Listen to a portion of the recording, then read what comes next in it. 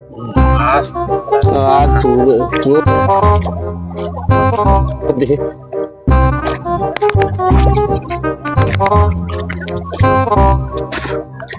है?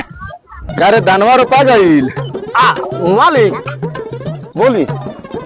अभी ना मालिक। अरे यार तोनी कहीं कह कथा खेत रोपे के बाद इतना समय लगाव तरसन यार, बस जल्दी रोपसन। 6-7 घंटा लगी अभी। बात के बुड़बक 6-7 घंटा लागी। अरे जल्दी रोप के आओ। दलान में एगो फूल आ दूगो रसियन रख ले बानी। रसियन? हाँ रसियन? हाँ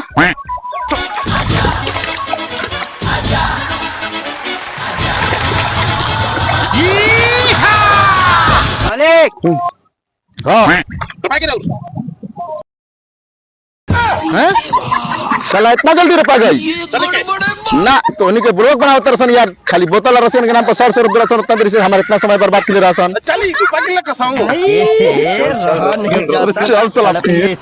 चल चल कैसे रोपा गई? चल ठीक बा चल। चलो मालिक।